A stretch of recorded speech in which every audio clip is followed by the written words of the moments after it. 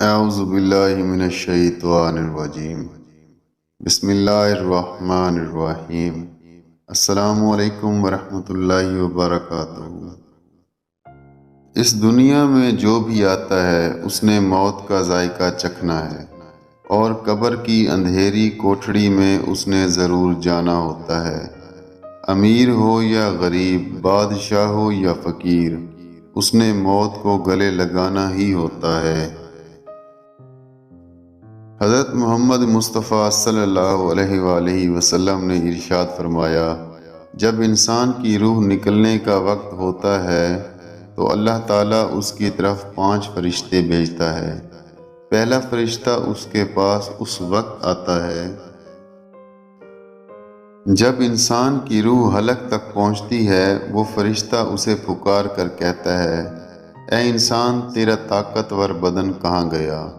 آج تو کتنا کمزور ہے، تیری تیز زبان کہاں گئی؟ آج یہ کتنی خاموش ہے، تیرے گھر والے اور تیرے عزیز و اقارب کہاں چلے گئے؟ تجھے کس نے تنہا کر دیا؟ پھر جب اس کی روح قبض کر لی جاتی ہے اور کفن پہنا دیا جاتا ہے تو دوسرا فرشتہ اس کے پاس آ جاتا ہے اور اسے پکار کر کہتا ہے، اے انسان، تو نے تنگ دستی کے خوف سے جو مال و اسباب جمع کیا تھا وہ کہاں گیا؟ جو گھر بسائے تھے کہاں گئے؟ جو تو نے تنہائی سے بچنے کے لیے انس تیار کیا تھا وہ کہاں گیا؟ جب اس کا جنازہ اٹھا لیا جائے گا تو تیسرا فرشتہ اس کے پاس آتا ہے اور اسے پکار کر کہتا ہے، آج تو ایک ایسے لمبے سفر کی طرف جا رہا ہے جس سے لمبا سفر تو نے آج سے پہلے طے نہیں کیا تھا۔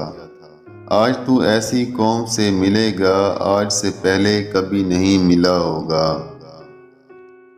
آج تجھے ایسے تنگ مکان میں داخل کیا جائے گا کہ آج سے پہلے کبھی ایسی تنگ جگہ میں داخل نہ ہوا تھا۔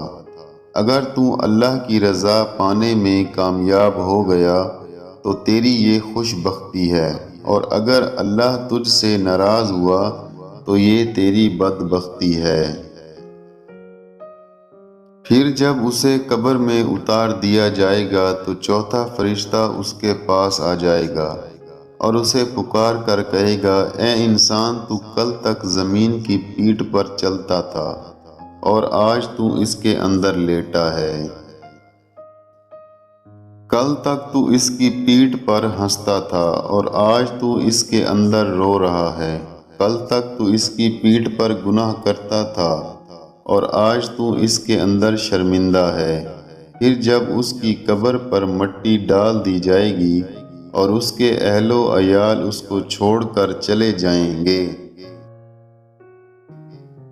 تو 5واں فرشتہ اس کے پاس آتا ہے اور اسے پکار کر کہتا ہے، اے انسان، وہ لوگ تجھے دفن کر کے چلے گئے، اگر وہ لوگ تیرے پاس بھی ٹھہرے رہتے تو تجھے کوئی فائدہ نہیں پہنچا سکتے تھے۔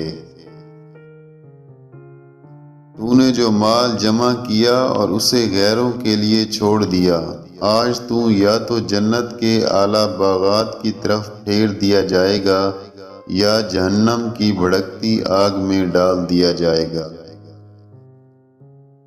یہ زندگی بہت ہی مختصر سی ہے، اس کا کوئی پتہ نہیں کب ختم ہو جائے، کس وقت اور کس جگہ موت آ جائے۔